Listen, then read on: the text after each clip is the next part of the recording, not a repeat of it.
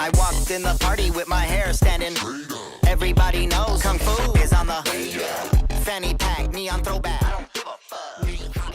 All right, so the questions that I'm going to be asking you, actually, they were written up by Chad Thomas Carsten of FaygoLuvers. He writes a bunch of the articles for us, and yeah, he had some pretty good questions. So let's hop right into it, starting off with the first one.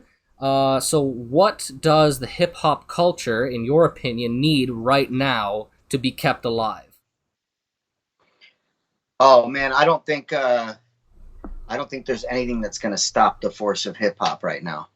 I think it's just always changing. You know what I mean? Like it just needs to continue to have stuff like Lil Nas X with the Old Town Road, but in different genres and just the crossovers. It's just going to continue to evolve, man. It's become a gigantic monster. It's just it's like a avalanche. It's not going to be stopped at this point. But I think we go through waves, you know, like we go through lyricism waves. Now we're at the tail end of a wave that is kind of a dumbed down music, but there's a lot of lyricism coming out. So it's just, you know, I just think the crossover genre stuff is going to be best for this hip hop thing. All right, yeah, absolutely. I couldn't agree more, actually. All right. So the next question then, so this is relating more so to your album, you know, with the 80s themes and everything. So how would you say that growing up in the 1980s influenced you as an MC today? Well, I didn't get influenced by the 80s until now, until the last like 5 years. That's like, so I'm kind of, you know, into it really late, you know. I'm more of a 90s kid, so to me, like the 80s stuff is just so nostalgic and cool. You know, I became into it maybe 5 years ago, but I've always liked the music. But there was like, I would hear my parents playing, you know, 90s and 80s music as a kid, and I thought it was really cheesy in the 90s when they were playing 80s music. You know, in the early 2000s, my parents were playing 80s music, and I didn't really like it. And now I hear it and it's all I like. It's like what I listen to, like the David Bowies, the Lover Boys, the Wham, Duran Duran, all the synth wave stuff. Like that stuff's cool to me now. And maybe it's because I wasn't in that era that, you know what I mean? That it's awesome to me. But, you know, I don't know. I'm completely addicted to it on every level. Yeah. Yeah, I can't blame you. Like it's I've noticed too with the 80s stuff, it's become a lot more popular just in general, especially with the aesthetics and the art style, the music as well. Like there's all this retro wave stuff that's coming out that's clearly inspired by the synth wave and everything that was going on. So totally, like it's certainly a good time to get into it. And I guess, you know, since you were more exposed to it then, it wasn't as like there was no nostalgia to it, right? It was just that's what was new at the time, right? Yeah, because I mean, the early 90s stuff is kind of the same. You know what I mean? It's the same vibe. And that wave to me seemed kind of cheesy. But I don't know, you just, as time goes on, you get into different things. And I just really love the keyboard sound. And you know, it's kind of crazy. I was into this 80s thing before it started to really pop. And I wish I would have put something out earlier. I started putting out the 80s style t-shirts about 5 years ago. And nobody was really doing it yet. There's always been people to do an occasional 80s thing, but I was doing it before the wave caught, and it's just interesting that it's just popping right now. I'm gonna probably keep doing it even if it goes out of style again because I just love it. You know, I'd like to do more 80s influenced music. The music I do is still kind of futuristic, which is kind of interesting, just in the simple fact that, you know, back then it was all about like retro futurism and things like that. In the 80s, they were all about the future. So it's probably okay that I'm not really necessarily fully doing that sound, but I'm definitely into the art of it. Okay. All right, so the next one that I've got for you here, it's about The Gathering, actually.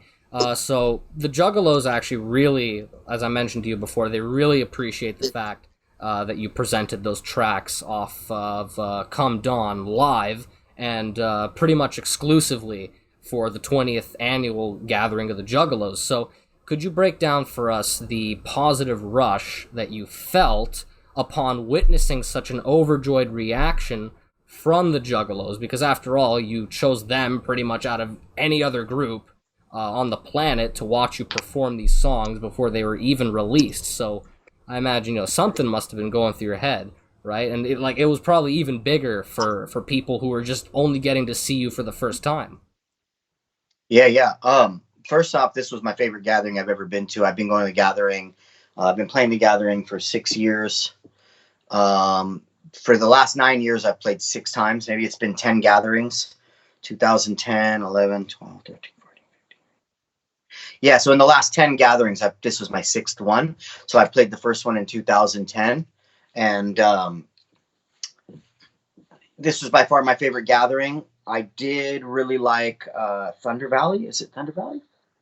Did I say it right? Something Legend Valley. I'm thinking about Disneyland. But Legend Valley was awesome as well. That was a close second, if not a tie. But I really liked this gathering. And the reason why I needed to play these songs for the Juggalos first is because I knew they would be forgiving if I screwed them up, and I knew they would appreciate it the most. And even if I screwed it up, they would appreciate it. So, and I did screw it up a little bit. I just kind of fumbled up my words a little. I mean, we did, 3 brand new, maybe 4 brand new tracks with only 1 day of rehearsal. Lots of flying, very little sleep. It was pretty wild. So, yeah, it was fireworks going off the whole time during my set. It was basically packed front, back, side to side, all the way back. It was cool. Very honored to be a part of this amazing movement, and hopefully I can continue to be a positive side of this movement and show people a healthy side, show people the lyrical side, show people just different aspects. And maybe a lot of times I'm constantly pumping up how cool Juggalos are and how great the culture is. And I think it's better that I don't try to claim to be a Juggalo, because this way I can push the movement and spread the beauty of what this family is, and people won't think that I'm biased because I'm a diehard Juggalo or something. So I'm always constantly spreading it, and man, I stand firm that these are some of the coolest, most unforgiving and honest, artistic people on the planet. And so what better place to showcase new music, I'm on a mission to change the stereotype, but at the same time, man, real Juggalos, bro, I've been with this family for a decade, and they don't really care if the mainstream respects us. You know what I'm saying? And I like that. That's the outlaw shit that I respect and appreciate. That's another thing that I love about Juggalos. Like, we don't give a fuck, bro. You know what I mean? Like, we don't really need the mainstream to like us, but I am on a mission to spread truth just in general in life. And the truth is, it is the dopest group out there. It's like, it's hard to explain, bro. Like I made a point to walk around the gathering without security and stuff this time by myself, eating a bowl of food. I was eating a big old chicken on a stick that they had out there. I was drinking beers people were giving me. I was giving people beers. I was drinking Whitney Payton's White Claw. I was drinking I was wilding out. And you know what? The Juggalos proved me right. I could walk around there and have no problems. And of course, people were coming up to me every 5 seconds, being respectful, asking for pictures, shaking my hand, high-fiving, asking for a hug, whatever. It was all good. You know what I mean? And so, yeah, I'm just super down with the movement. Here's my cat, Willow. Can't be an evil emperor and not have a cat. You know what I mean?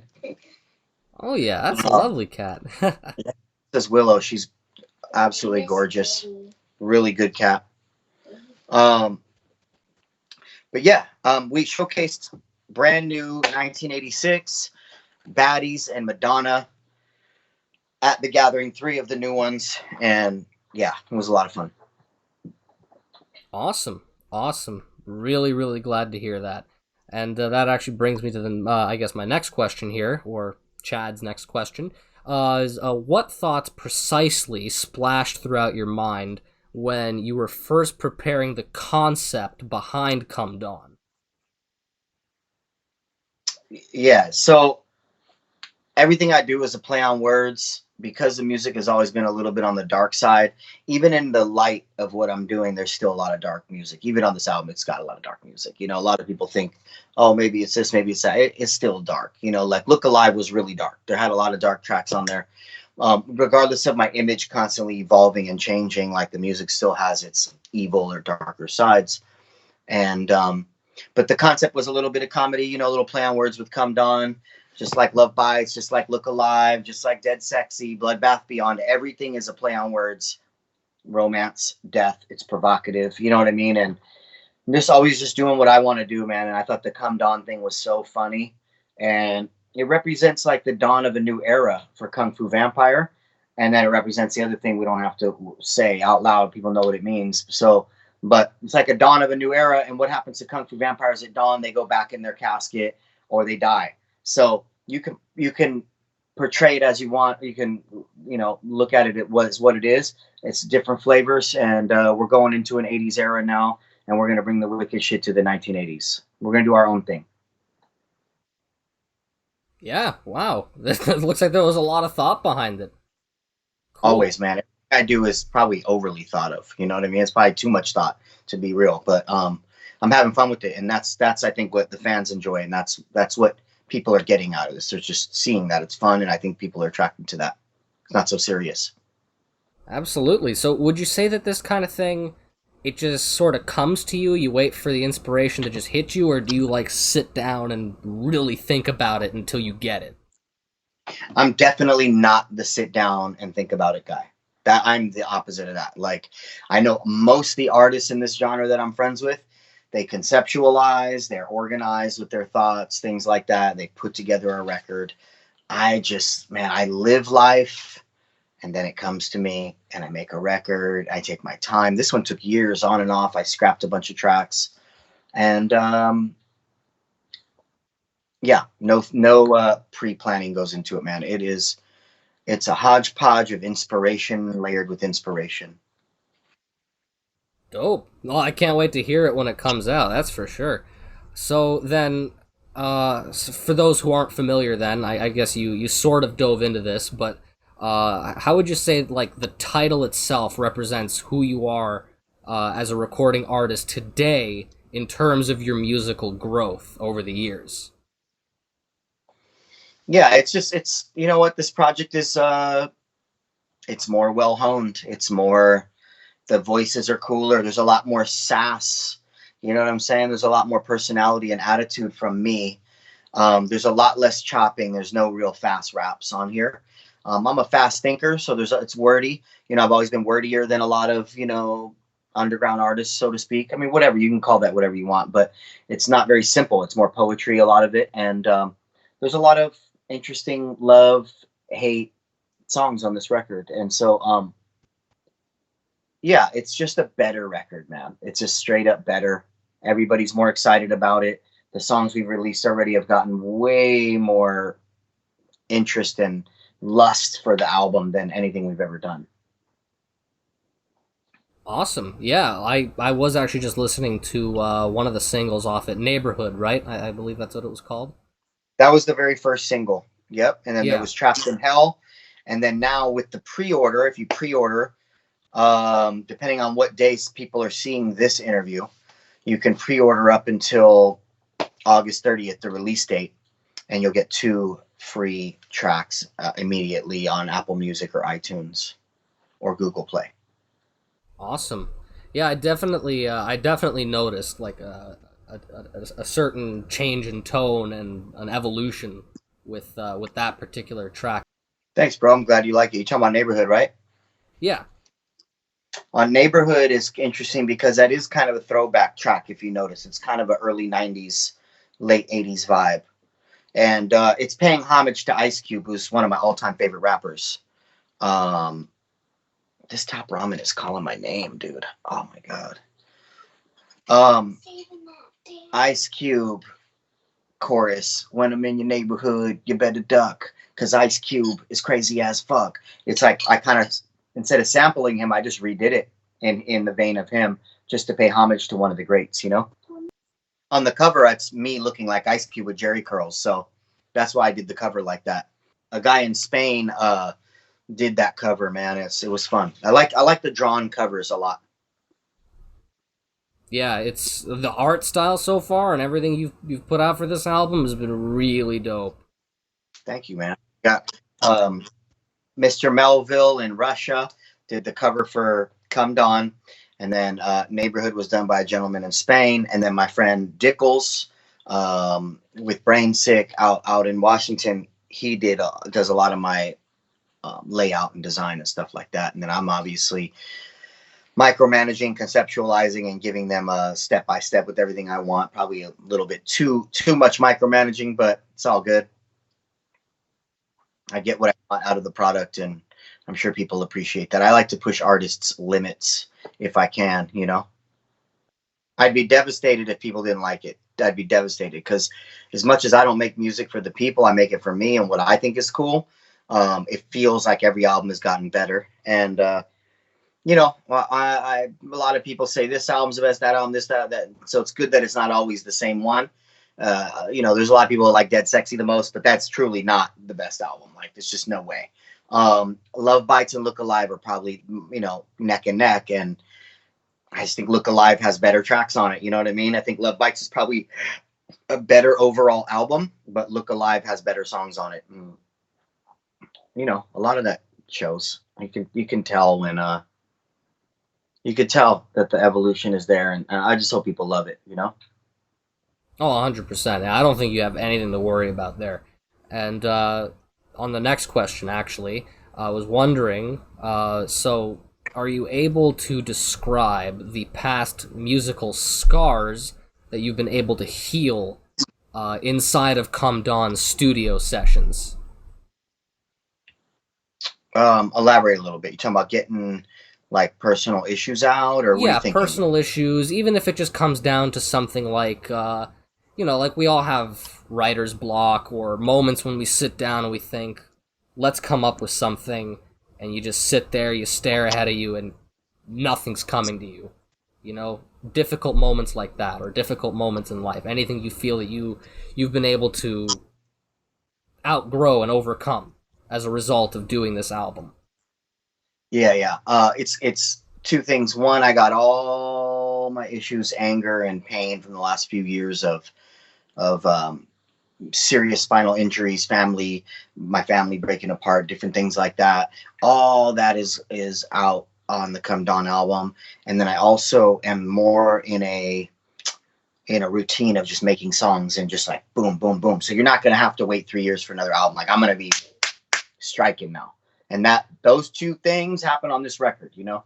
So it might be hard for me to make dark music because I'm such a happy guy. I've worked so hard to make myself happy that it's a little hard to make really dark music. I don't know how to make poppy music either. So it's really kind of a weird situation I'm in, because I just only been always making wicked ass shit since I was 14, since we started this Kung Fu thing. You know what I mean? I was a teenager when we started Kung Fu Vampires. So I've only made dark music, you know, and now that I'm in a really good place, we'll see what happens next. Hopefully some wicked shit 80s synthwave pop will happen. I think that would be really cool to mix really evil hip hop with lyricism and the synthwave 80s vibe. And that's kind of where I'm headed. So if anybody underground starts doing that shit, you better knock it off, because I'm coming. Right on, man. All right. Yeah, I'm glad to hear it. So you'd say you're opening up with it then, like more so than you have in the past? Like, would you say that you've sort of kept certain things a little more personal before this album? Oh yeah. No, this album's it's 5 times more personal than any other album. Like, no comparison. It's so much more personal, which is great because now it's off my chest and I can just live and enjoy, and you know. Yeah, that's great. You know, you got to let it out, and that's a really good way to do it. And honestly, I think that's what makes some of the best music, is when you're really putting your entire soul behind it. Totally.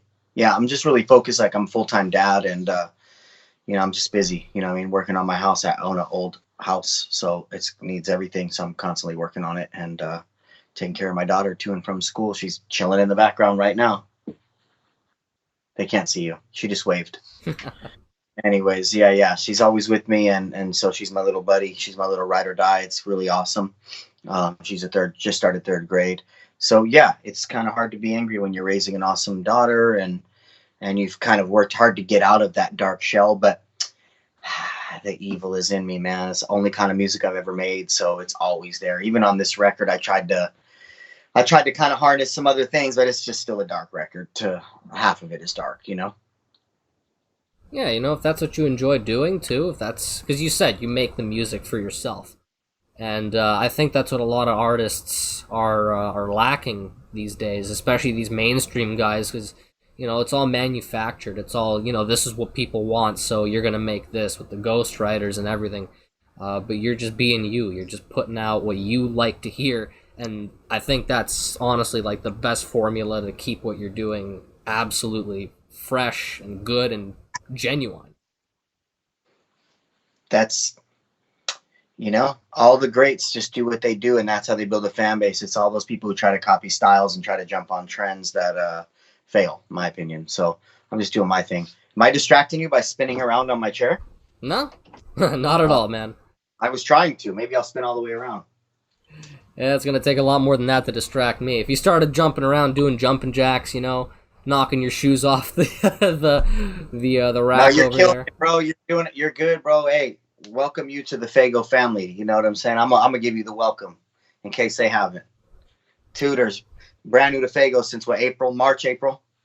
Oh yeah, March.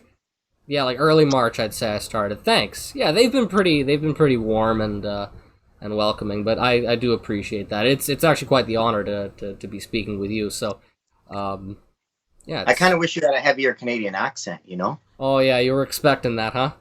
I was expecting it, you know? The thing is, you know, when you're driving on the 242 in Ontario, you could hit a moose, and you know, Mounties, they're not going to let you go around the moose. So you got to just wait there. Oh, yeah, bud. Yeah, buds. Hey, buds. You know, and the thing is, you just sit there with a big Turk. You get some poutine, maybe a big Turk, and you just wait it out. Wait till the moose crosses. Oh, yeah. Poutine, got your Timmy's coffee, you know? Oh, your Timmy's. He said Timmy's. They always call it Timmy's, too. I'll just head over to Timmy's. Order a double-double, which actually when I went to LA, I didn't realize that that wasn't a term that they used. I went to the McDonald's. I asked for coffee. They said, "How do you like it?" I said, double-double, and they just stared at me like, what the hell is this guy talking What's that? about? 2 sugars, 2 creams, right? Two Yeah. sugars, 2 creams. Yeah, I've been in Canada so long. I know what that is. Well, to me, that just makes sense. Double-double. It's double of each thing, the sugar and the cream. A lot of Canadian things make sense, bro. I'm going to just break it down to you. Canadians have a lot of things figured out, at least on a humanitarian level. I love the humanitarianism that flows through Canada, you know? I actually broke up a fight in Kelowna at like 1 a.m. I broke up a fight between some guys and some girls. I was walking some people to their car, and there was these guys calling these women all kinds of names. And normally I don't white knight, you know what I mean? I'm not a white knight type. In fact, I don't really like white knights, to be honest. But it was a little out of hand, and I was like, hey, bro, relax. What's the big deal? I'm like, why are you calling them, you know, bitches or whatever? And the guy was like, you know what? You're right, eh? I need to calm down and stop calling these girls names. I'm like, that's all it took? You know what I'm saying? Like out here, they would probably try to fight me or stab me or whatever. But I thought that was really cool. And then they broke it up, and they said, all right, sorry. And they went their separate ways. I was like, damn, I just broke up a fight with just a couple words, friendly words. So much love to Canada, man. Like, Canada's shown me nothing but love. Our tours there do really well. People show us love. People come out. People party with us. People cook for us, give us hospitality. You know, the drives are amazing. But yeah, man, Canada, super dope. One last Canadian question. I keep forgetting how this is done. But when you go to McDonald's or a takeout place, and they say, so here we say, is this for here or to go? That's what they say. Yeah. But they say something completely different there, and I can't remember what it's called. And maybe it's in Western Canada, but they don't say, would you like that for here or to go? What do they say? Western Canada. Well, I'm in Ontario, so I'm not too sure. Are they calling it takeout? Or is that... I feel like that's too generic of a term. You guys say something totally different. I just can't remember what it is. I'm sure somebody will comment on this video and tell us, but yeah, they don't say that for here or to go. No, sadly, I've never been out west, like in Vancouver or anywhere out there. No. So in Eastern Canada, they say that. Is that what they say in Eastern? Is this for here to go? Yeah, for here to go. It's pretty standard, especially in Toronto. We're so close to the States. Like, I think we have a lot more influence From Yeah, you guys are them. basically a nicer New York. Yeah, yeah, Toronto's like mini New York, but at this point I think it's getting more expensive to live here. It's insane. Toronto's gigantic, though. That city is gigantic. Um, and I do like the fact you guys call it a washroom. Nobody's resting in a toilet room. It's not a restroom, it's a washroom, and you guys call it washroom, which I love. So, Oh yeah. Yeah, washroom, maybe bathroom, but even then that only really applies if there's like a tub in there. Otherwise, yeah, washroom, so it makes more sense. Absolutely. Okay, so another question for you about the album. So, would you say that any of the content within Come Dawn, could you describe any of it using like the graphics from, say, your favorite arcade game from the '80s or maybe even the '90s? Would you say there was any influence like that behind? Were you much of a gamer at all back then? 90s, like I was playing arcade games, you know. Um, I liked old games when I was older. You know, I liked the old games in the 2000s. You know what I mean? Like Pole Position, not Pole Position, Off Road and GT Sprint and those like car games and stuff. Now you play You know, Rad Racer? I don't know about that one, but I like Super Nintendo, Nintendo 64. You know what I mean? But yeah, this isn't like a video game 80s vibe, really. It's just like overall nostalgia of the 80s. And I'm hoping I can hone that down a little bit more on the next record and really tackle certain aspects of the 80s that are badass. You know, I'm doing this project with my guy Buckshot called Double Dragon. And hopefully we can do at least a song or two, maybe that have that video game influence. I know he's a big gamer. I'm not a gamer, so, but I do like video games. I just don't have time to play. I don't have a label, so of course I'm working double time to bring the fans what you see from Kung Fu Vampire. When we get off the phone, I'll be working till 1 in the morning, you know? Wow, so the grind just never stops for you, huh? For the most part, not. I just, you know, I was at the gym tonight. That's why I'm fidgeting a lot during this interview. I'm just kind of sore already, but yeah, the grind right now, the grind is crazy full time trying to fill these orders, getting all the bundle packages for the new album together. Um, and that's a lot of work, man. So all I know at this point, bro, it's all I know. So this is what I got to do. You know, I've never had a day job or anything like that. Been a hustler my whole life and music my whole life. So this is it. I'm a dad and a musician. That's it. You know, I lived as one and I'm going to die as one. So You do influence other people. Not necessarily in the sense like, oh, let's rip this guy off. Obviously, you're going to get the copycats and everything, but you're also going to influence people in terms of, I want to be able to do things the way this guy does it. Obviously, in your own way, but with the same kind of heart and work ethic behind it. hell yeah. Yeah, I'm glad to influence people. I've had some people rip me off already, man. I've little video concepts, things like that. Clear as day rip-offs.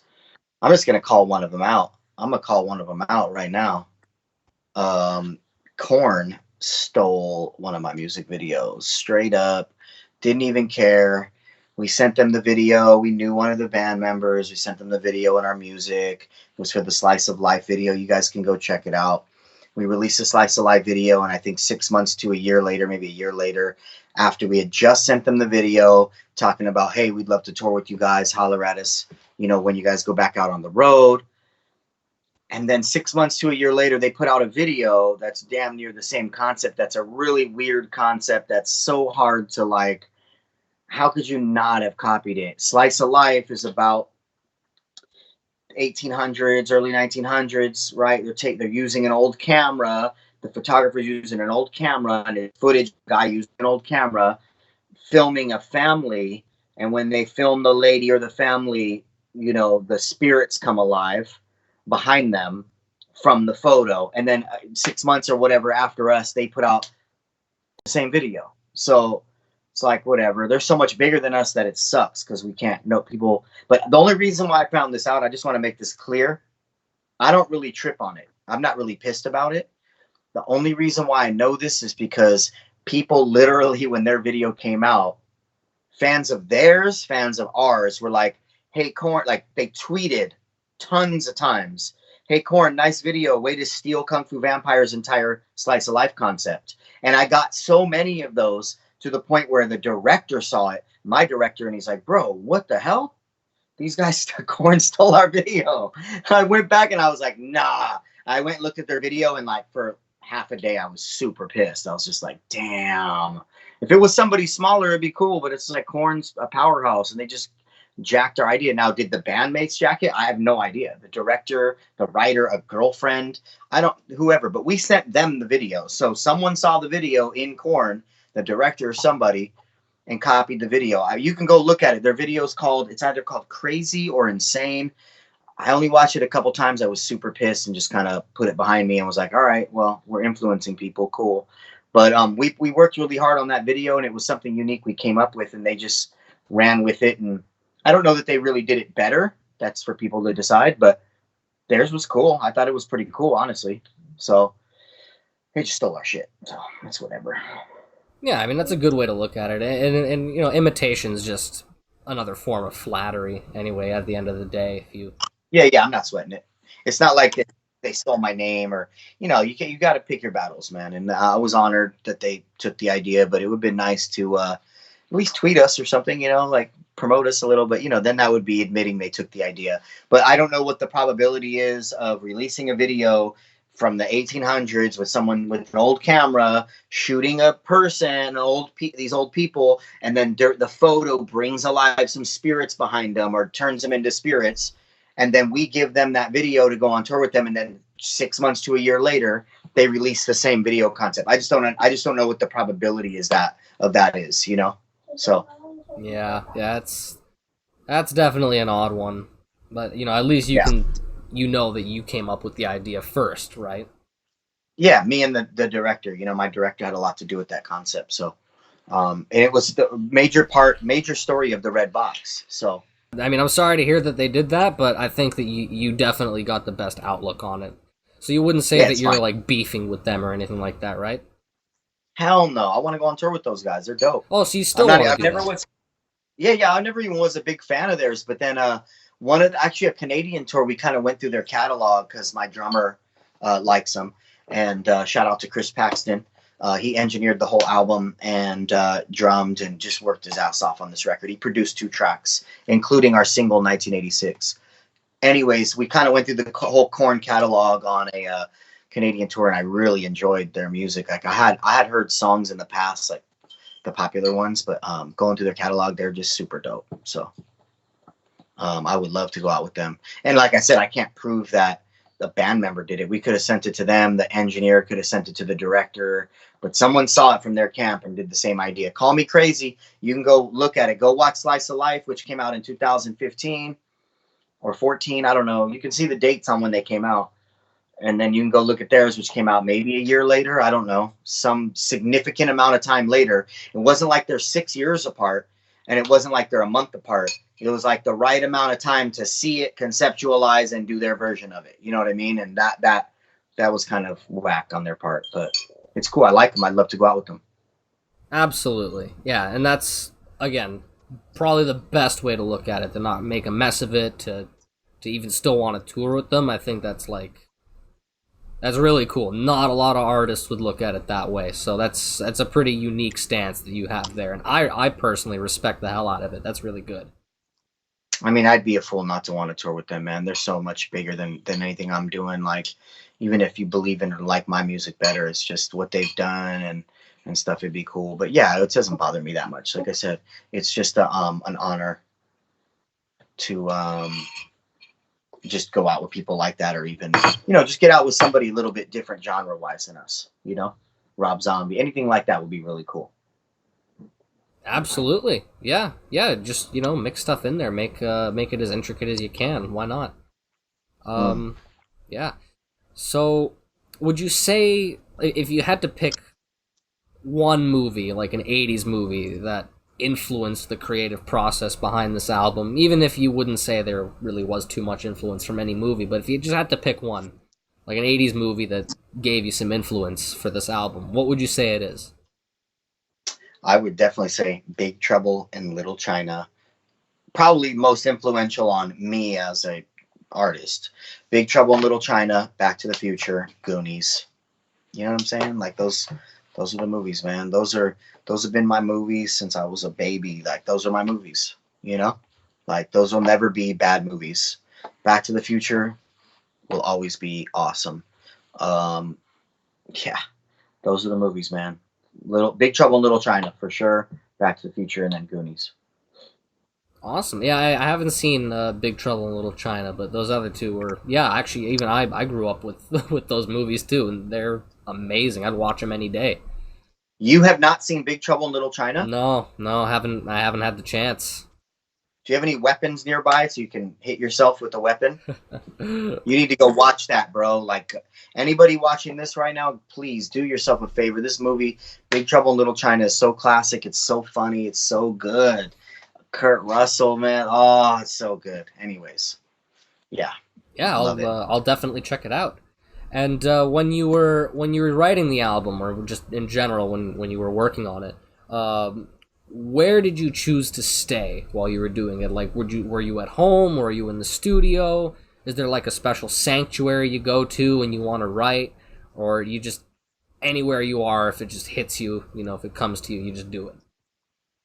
A lot of my writing on this record was done in the dark, in my living room, huge cup of coffee, in my underwear, alone, middle of the day, middle of the morning, after I dropped my daughter Violet off to school.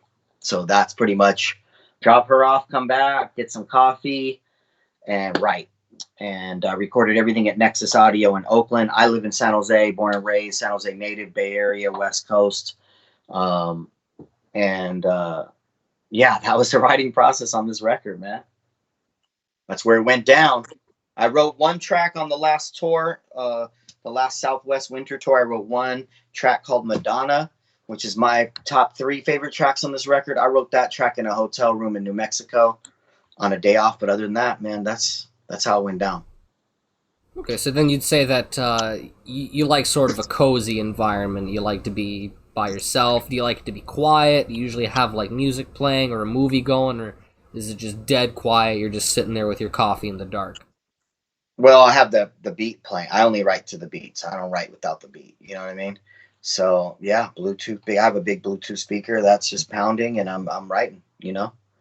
I'm mainly like influenced by living. So I did a lot of research on this record, just with life research, socializing research, and you could just figure out what kind of research I did when the album drops. But I did a lot of social experiments on this record that I'm still weaning off of these experiments and certain things. I actually started drinking a little bit more and things like that. So I'm always like a real health freak. And I just did some social experiments, and I'll leave it at that. People can figure out and elaborate what those are. But yeah, so between social experiments and the way I write, that's how this album came about. All right. And with all that in mind, then, what would you regard as your most challenging moment when it came to recording the album, and what did you do to overcome it? Oh man, I'm just critical. You know what I mean? I'm just super critical, and I just overcome it by just committing. I'm like, yo, we need an album. I'm just gonna commit to the ones that I'm feeling, and let's just make magic out of these, and let's just not care that they're really different. Let's not care that it's way different voice, way different beat. Let's just do it. And people like it, cool. If they don't, they don't. I'm gonna put out another one afterwards, and it might be way different. So that is why this album is the way it is, So then, emotionally speaking, which song off the album would you say was the hardest to write? Just the most, like, gut-wrenching for you? I'm not really that type of person, man. I'm not very emotional, to be totally honest. I'm just not. But there's a song on there called Weep in Silence where I'm talking about a friend of mine and XXX's death and Mac Miller's death and some of their life in the song. And that one, when I hear it now, is a little emotional. And then there's a song called One Night. There's a couple that feel emotional now, but just not an emotional person, man. I just can't. I don't have time to be emotional. I just don't have time. That's the truth, The only thing brings me to tears is when I'm cutting hella onions. My thing is this, though. I will tell you, when I hear these final songs, these products done, like that is where I feel emotion. I'm so proud of what we've done. You know what I mean? I'm proud of the direction. I'm proud of actually not being afraid to do something way different. That's kind of That is emotional to me, honestly. That's the closest I've come to being emotional, you know. Whiskey, cigar, listening to the record. That is where I get the feels, you know. I get a little extra when I'm listening to the final product. I've never played a record as much as I've played this record. Like I play this record every day. I play songs off of it. My favorites, you know. Awesome. And what would you say would make you want to listen to this album more than any of your other albums? Because like when you're working on, say, those other ones back when they would have been new or in the works, like I'm sure you'd listen to them a bunch of times, and it was probably a similar process, at least in some regards. But what would you say differentiates those experiences from this one? Simple answer. My voice is so much different on this record, and the quality of the record is so much better, and we mixed my voice a lot louder, and the bass is heavier on every song, and that to me is why I listen to this record. It's why I can't stop playing it, because it sounds like it's someone else, and I like that. Well, so you'd say then you feel like you've evolved more with this one. For sure. Way more. Yeah. Like it's a bigger step than any other album has been before. Way bigger. Yeah. The smallest step was between Look Alive and Love Bites. There was a decent step between Dead Sexy and Love Bites. But this step between Look Alive and this, they're just way different records. They're just not the same at all, you know? At least to me. Maybe other people might think differently. What do you think, Violet? You think Look Alive album is a lot different than this new one? Mm-hmm. She disagreed, whatever. She's good. She agrees she's an honest kid. She likes the new album, I think, a lot too. Yeah, the record is highly inappropriate, but she enjoys the beats, and she has a favorite song on there. Her favorite song is The King featuring Gorilla Voltage, and she's been liking that since day one. And that is actually, that beat was entirely made with video game sounds and stuff. So speaking of video games. Oh, really? That was made with like all Mario sounds, I'm pretty sure. I'd have to talk to Geronimo. He's the producer. Zelda, she's saying Zelda and Mario. So pretty sure it's all Nintendo games. It could just be a couple games. I'm not 100%. I should know that, but I can't remember everything.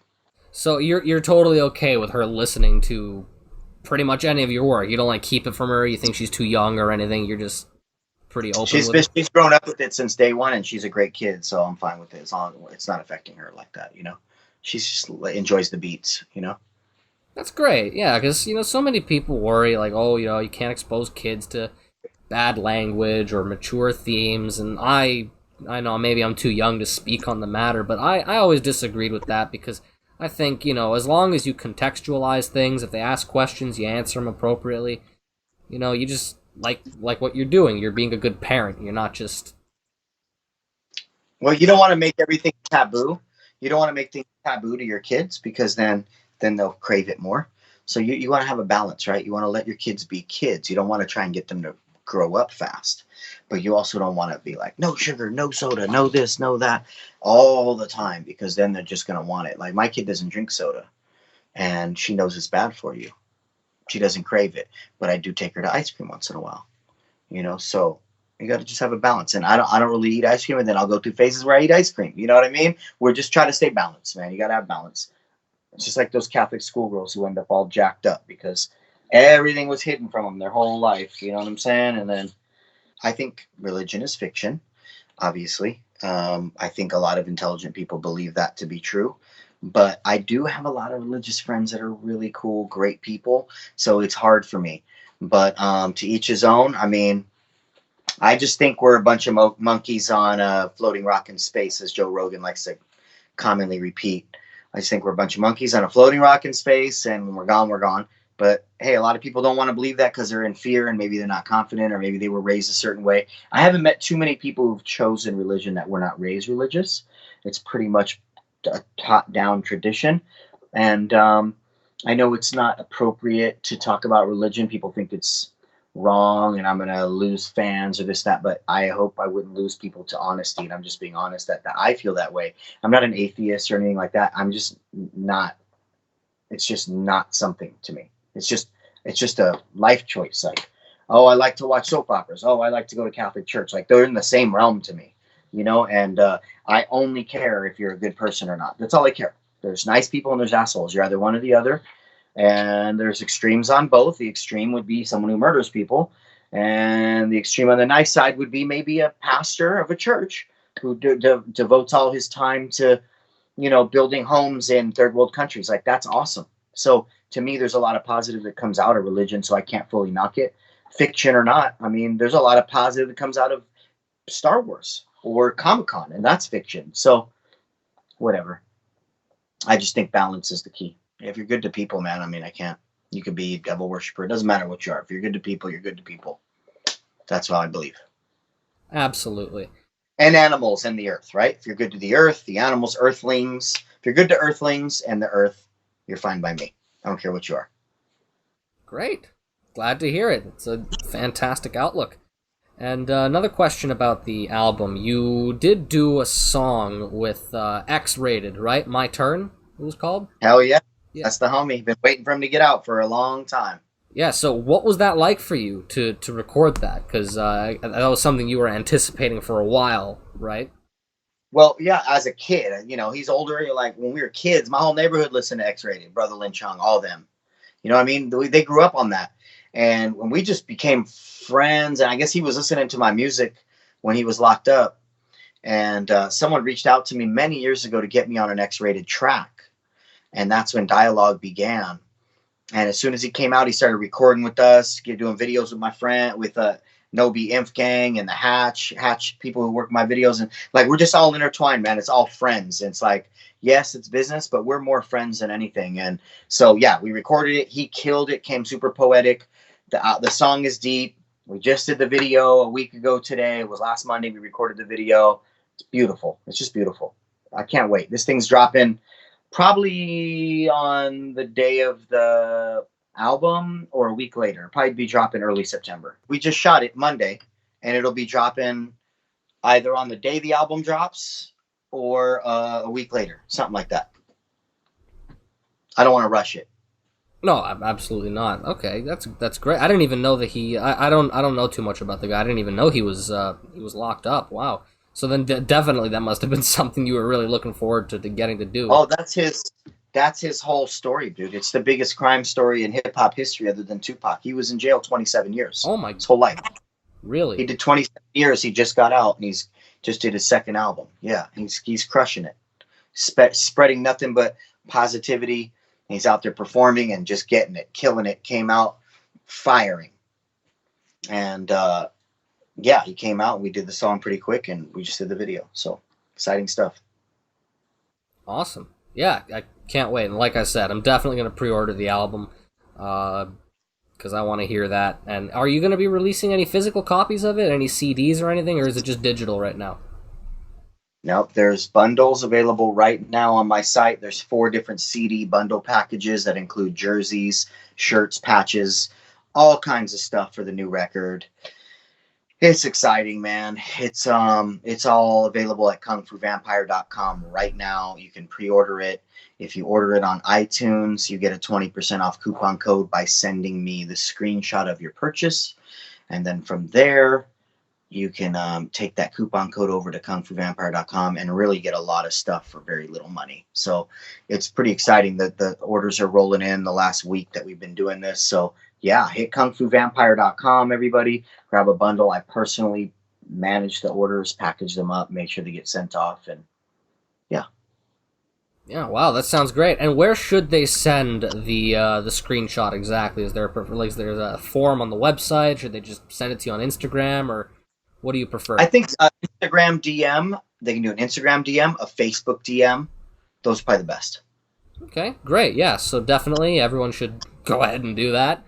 20% off code. You get to pre-order the album too. Listen to those songs ahead of time. Yeah, so if they pre-order, they get the 20% off code. So when they order on my site, they just get that money right back. Again, like they get the $10 or $9 they spent on the iTunes pre-order. You just get it right back by ordering. So if you plan on getting the CD and you want us to chart on Billboard and stuff and help out and get those tracks right away, you just go get the iTunes and you get the money back right away by ordering the CD. So it works out. Dope. Yeah, absolutely. I recommend you do it to the people who are watching. 100%. Oh, yeah. Okay. So about another one of the songs, the one you mentioned it, the Gorilla Voltage song, "The King." How Yeah. would you lyrically break that down, if you're willing to do Oh so? man, it's a fun track. It's just a fun track. It's just about being at the top of the hill, being the man, being the king. You know, it's really fun. It's just talking about, man, you got to go through me if you want to, it's like more of an MC track. It's just really fun. And there's an 80s, I sang on the chorus kind of, but I put an 80s effect on it. Like I try to put 80s effects, vocal effects on a lot of the tracks, you know? Awesome. So that you didn't release that one yet, right? Like that one's still under wraps. Yeah, it's a 15 track album. 4 of the tracks technically have been released. You can get 1986, and Love It First Bites if you order the iTunes pre-order.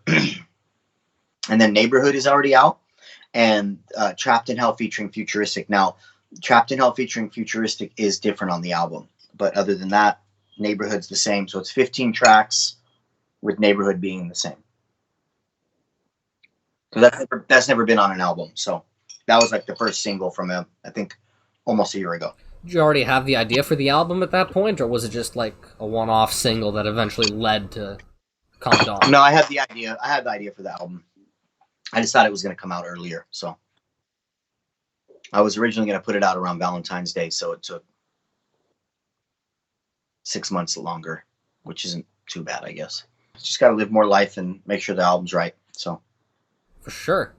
So then what's something that you've always wanted to capture artistically but haven't been able to do so until you worked on this album? it's a tough question. I don't know, man. I'm such a loose artist. I just kind of create, and it is what it is. I'm just better at getting. The only thing I would say is like, I was able to. As time goes on, I'm able to do exactly what I want more. Things come out more how I picture them now. So that's pretty much the only thing I would say.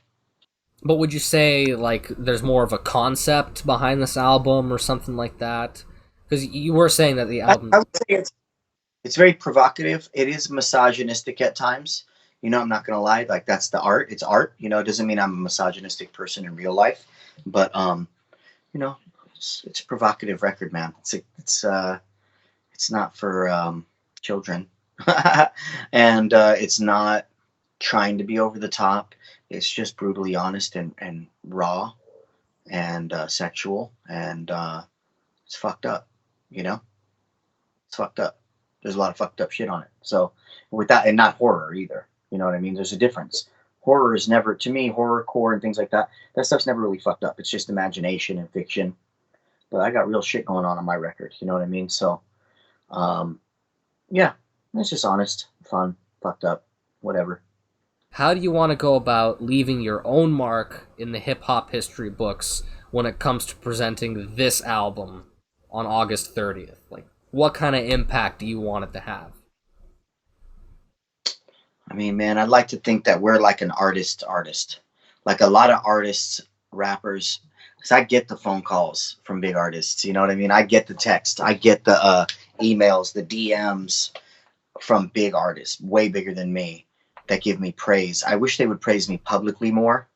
But it's still nice to be an artist. And I think that's just because I think as artists, I think they just understand what I'm doing, and they're not afraid to realize that something, okay, this guy's not trying to be like everyone else. So I get praise for that. But I just want to continue to be an artist and hope that the fans that aren't on board catch up, because there's a lot of people who go, oh, he's whack, this, that, and the other. But it's like, I think a lot of that has to do with because I'm not associated with a label.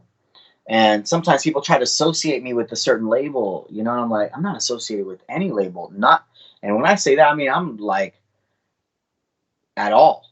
I've never been on a label. I have friends in every single label. I'm not part of any of that politics. I don't pay attention to it. And I still have to know about it because I see the comments and shit. But like, I just, I think a lot of people just don't understand, man, that I already got offered deals from all the labels and I decided not to take them. Atlantic Records offered me a deal. A lot of people.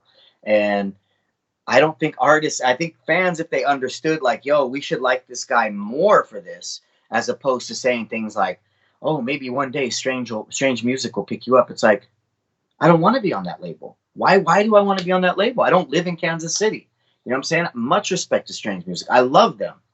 If they wanted to sign me, I would maybe consider it, but I probably wouldn't. You know what I mean? Like, they're dope, but I don't need that.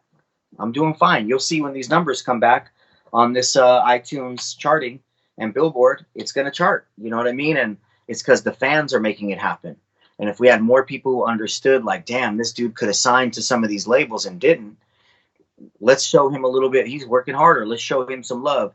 Not, oh, he's got a label working for him, so he must be great if Psychopathic signed him, or, you know, Suburban Noise, whatever.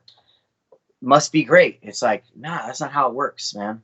You know, Necro, Twisted Insane, Ritz. Like, Ritz was dope before he got signed. Like, all these people, like, you don't need to be signed to a label. X-Rated isn't signed. Like, you know, that doesn't have, who you decide to have spend money on your project and your music does not define you. And I wish the fans would understand that and actually put more into the guys like me who really are genuine and doing all the work. You know what I mean? We're working hard. I can name a bunch of other artists that ain't signed that are really dope. So, yeah, I just, I hope that the fans start to see what I'm doing as cutting edge. And not everything I'm doing is cutting edge. You know what I mean? Some of it's just solid. Some of it you might not like. Who cares? You know what I mean? I don't expect everybody to like my music. But, you know, if you respect good parents, well, then you probably like me. You know what I mean? Because I am a good parent. That's very important to me. And I take pride in that. And it's apparent in my kid and the way she behaves. And so there's that. You could hate my music, but you can't take that away from me. Absolutely. And that's great. Yeah, I can tell for sure. You know, like you're like one of those hardcore entrepreneurial types. You know, you like to do your own thing the way you like to do it. You don't want, like you said, the politics. And I'm guessing that a lot of that does come with being on a label. You know, you hear about all sorts of things, disagreements, and people leaving one label, signing to another. So I guess for you, it's better just not to get involved with that kind of thing, right? Yes. And let me just add an addendum to this. I don't believe any man, woman, or artist should sign under another artist. Now, to each his own. You know, if that's the path you're going to go, you have a day job, other things, and you want to put out art and you want to let Insane Clown Posse or Tech Nine or Mad Child or whoever put your music out, awesome. Glad that they loved you and believed in you. That's rad. That's an achievement in yourself. Personally, I feel like I'm the greatest of all time. If I don't, even though I know in my head where I sit, if I don't at least think that, how am I ever going to be the greatest of all time?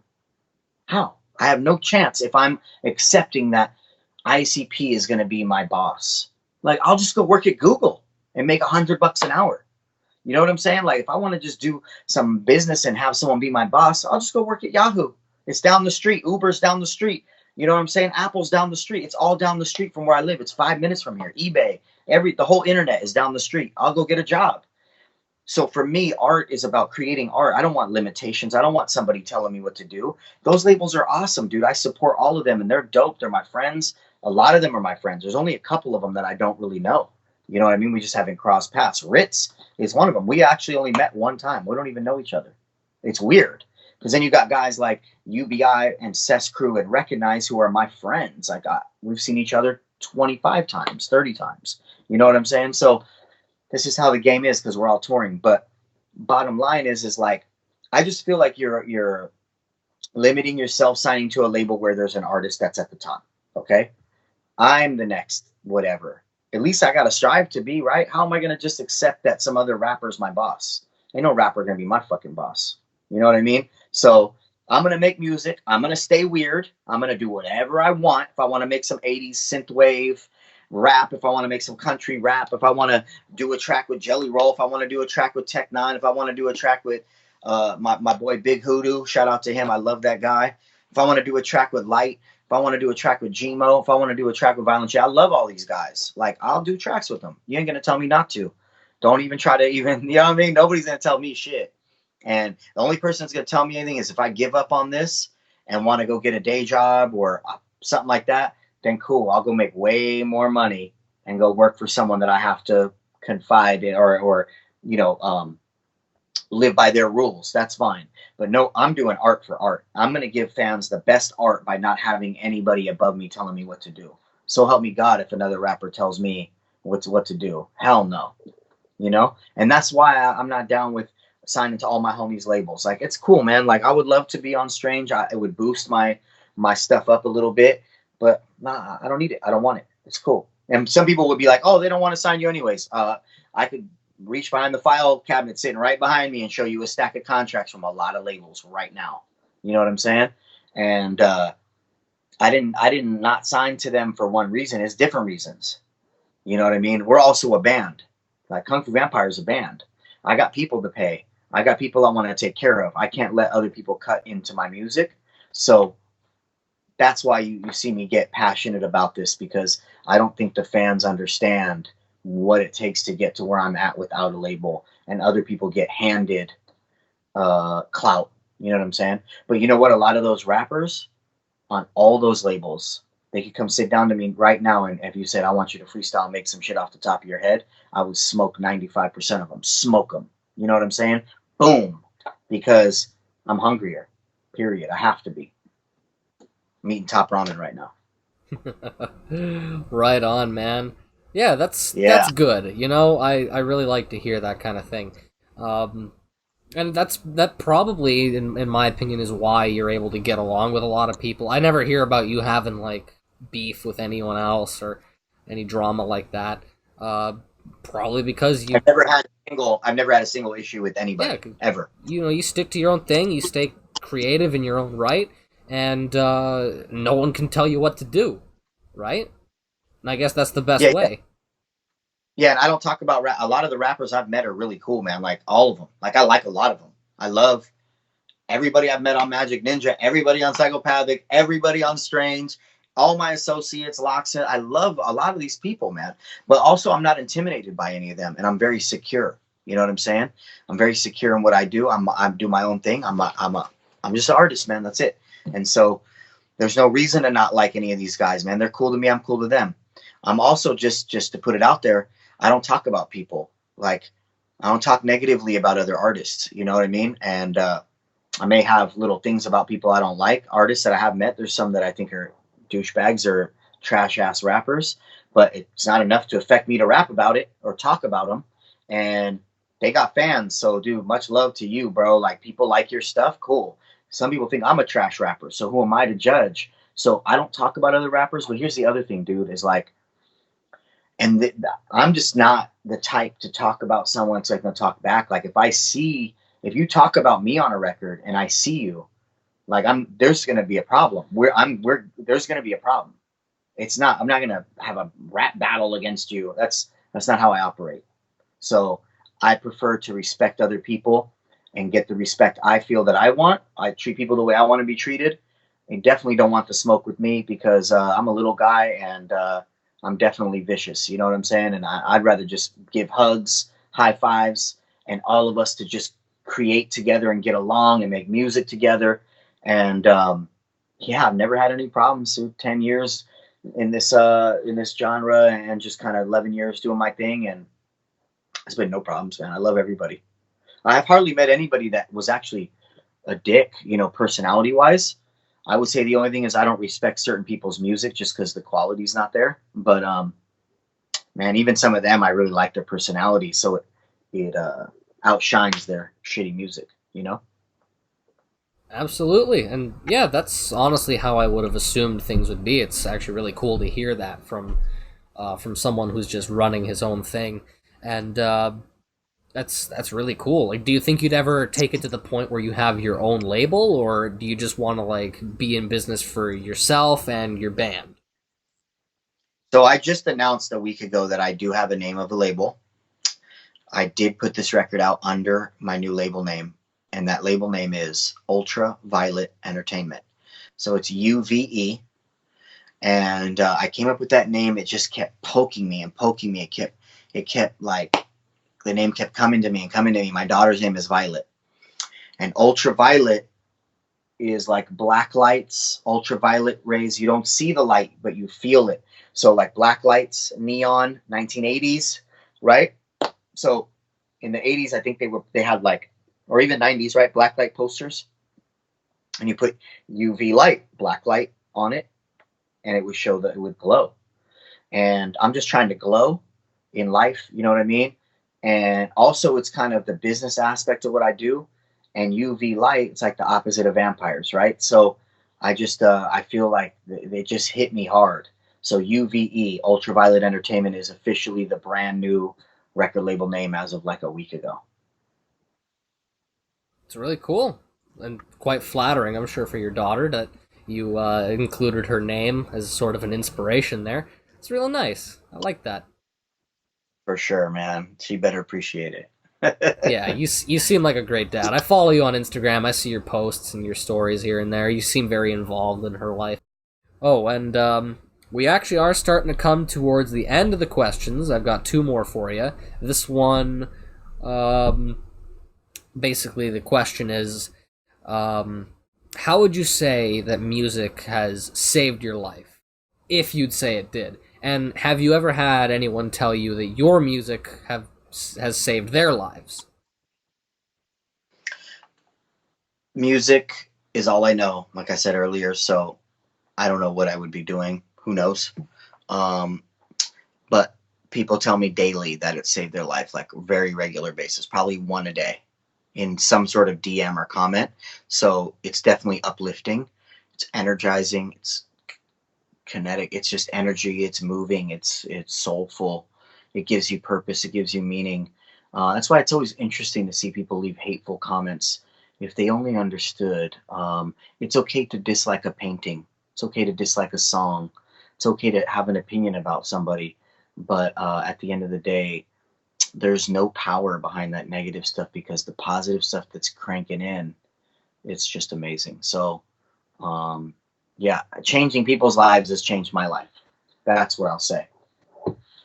The final question I have for you is more of like your long-term goal, but like, where do you see yourself in 10 years? What do you want to have accomplished in 10 years?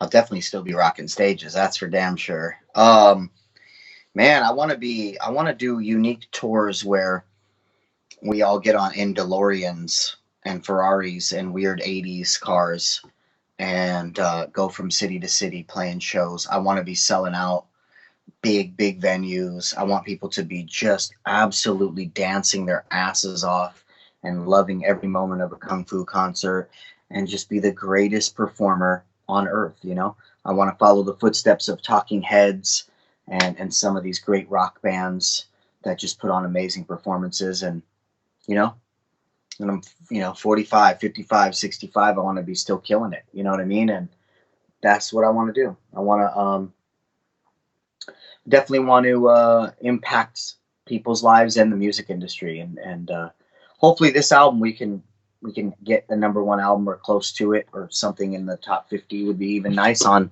iTunes or Billboard. So we'll see. I mean, maybe I'm reaching too high. Maybe I have bad self-awareness. I don't know, but yeah, that's where I want to be in 10 years, man. I want to be even better, stronger, bigger, more dancing, the best concert you've ever been to. That's what I want to keep chipping away at, is the best thing we can do. All the best rappers are hella OGs. They're all like 40 and up now. All those guys are killing it. E40, Tech 9, all these guys in our genre, like, they're old. Not old, but just older, and they're bigger and better than ever. They're far from washed up. They're killing it. You know what I mean? There's a lot of them. 2 Chainz, I'm on the more commercial level. Like, these guys are older. 2 Chainz is probably in his 40s. You know, these guys are big. And so it's nice to see that we're respecting our OGs way more than we were 10 years ago. And I love it. And I hope to be like them, 10, 20, 30 years from now. I want to be totally killing it, like Ice-T and shit, Yeah, even Ice Cube, he put an album out just a little while ago, right? But a great album. Yeah, it was awesome. To me, he hadn't put out good albums for a while, but that album was really good. And whatever, he's a great performer, and he packs stadiums. So, I mean, Bone Thugs and Harmony, all these guys, they're killing it. I want to keep this ball rolling and get people to, follow me like Charles Manson, but on a positive tip. The positive Charles Manson, yeah. Yeah, killing stages and hugging people and showing love. No negativity. You know what I mean? I ain't pushing no soda. Nah, like I tell juggalos all the time, man. This is a juggalo site. It's called FaygoLuvers. I am a rock and rye fan. You know what I'm saying? Like rock and rye is my kryptonite. I love the pineapple. I love the candy apple. I love the cotton candy. But I tell people all the time, man, drink water, do cardio, eat veggies, eat good grass-fed meats, try to lay low on all that sugary, soda, so we can all live long and prosper together and keep enjoying the gathering, the 30th, the 40th anniversary of the gathering. Wouldn't that be amazing? I mean, 20 years playing this 20th was magical, and I just want us all to live long. So I'm going to be preaching healthy stuff when I can, and a little rock and rye Faygo in moderation. Yeah, the occasional Faygo shower here and there doesn't hurt anybody. Oh, Faygo showers, all good for life. You know what I mean? Like, that shit's amazing. I had the honor of touring as main support for ICP in 2013, and I did the Faygo shower. Probably I didn't do it every night. They probably hate me because of that, but they weren't happy. But we're independent. We weren't in a tour bus, and I've got nice outfits and shit. But I was able to do it probably 10 to 12 times. I did it out of like 32 dates. I probably did it 12 times, maybe 15. I did it half the time. You know what I mean? It was a blast. I would do it again. I got good. By the end, I got really good at launching Faygo bottles. Like, I was taking pointers from Shaggy. You know what I mean? I was watching them launch them out a certain way, and I got good at it by the end. I can't wait for this album to drop, and obviously, the next album after that, the next one after that. You're saying you're going to be pumping them out a lot faster, so that's really good news. I always love to hear that sort of thing, and it's inspiring, man. Like, I'll admit, you've awesome. Definitely made me want to get more involved with my own goals, and it's really cool. And you're a genuine guy. It was great talking to you. I've enjoyed this a lot. I'm just as inspired by you, man. Trust me. We could talk for a long time. Yeah, I'm just this whole world is like a circle. You know what I mean? I'm inspired. They're inspired. Their inspiration inspires me, and it's great. So thanks for having me, everybody. Get ready to get cummed on, because it's coming. You can pre-order it now and help us chart on Billboard and get 2 free songs with your download. DM the coupon code, and I'll send you a code to get the CD bundle. And I'm actually going tomorrow to pick the CDs up, so I'll have them as of tomorrow. The actual physical CDs. I'm going to the plant and grabbing those. So. All right, that is some exciting stuff. Absolutely. So I'll be securing my pre-order, and I sure hope that everyone else who's watching does the same thing, because it's going to be hella worth it, man. 100%. I have no doubt in my mind that this is going to be real good. So I'm pumped. Absolutely. And did you announce your tour yet? Are you have you put that out? Yeah, we've announced the tour just a couple days ago. It starts September 13th right here in San Jose, Friday the 13th. That is the record release party for Come Dawn. And then the next day we're out, it just goes from there, Reno. So you can go to kungfuvampire.com. There's a tour section there that'll give you all the dates. You can start to buy tickets in your area. Bring 5, 10, 20 friends. Tell people about it. It's a word of mouth thing. We need everybody spreading the word of mouth right now. It's a headlining tour. There's no tour support. This is how we're doing it. Minimalist style. We want people to get a long Kung Fu Vampire set. VIP is free. Everybody gets a poster on the tour, signed, autographed, anything you want. Don't miss this tour. Come Dawn Tour, coming to a town near you. And it starts right here in San Jose on the 13th. Real good, real good. You doing like multiple legs or just the one? There will be multiple legs, yes. We cannot leave anybody out. Ooh, so okay. Canada, the South, the Southwest, the Northwest. We're going to be hitting some of those spots. Oh, you're coming back to Canada, eh? Good stuff. Oh, yeah. Any Toronto dates? Oh, for sure. Yeah. Okay, cool, Yeah. cool. I'll make sure to catch that then if you're coming by. Next spring. It'll be late spring. I ain't coming to Canada in the winter, man. Fuck that. Awesome, bro. Well, we'll look forward to seeing you when I get out there. If I don't see you beforehand, I'll probably see you before. But that tour is going to start in the spring. Probably land us in Canada in June, possibly July. So when the weather is good. Great. Can't wait, man. Honestly, it's going to be great. So I'll keep an eye out for those dates whenever you announce them. And I hope everyone else does too. Any Canadian juggalos listening, absolutely. Make sure to frickin' come see this guy's concert because he's dope as hell and just an absolutely genuine human being. This was wonderful. Moose. For all my Canadian juggalos. Moose. All right, man. Much love. Shout out to FaygoLuvers, Scotty D, Mr. Carsten, everybody. I walked in the party with my hair standing. Everybody knows Kung Fu is on the fanny pack, neon throwback.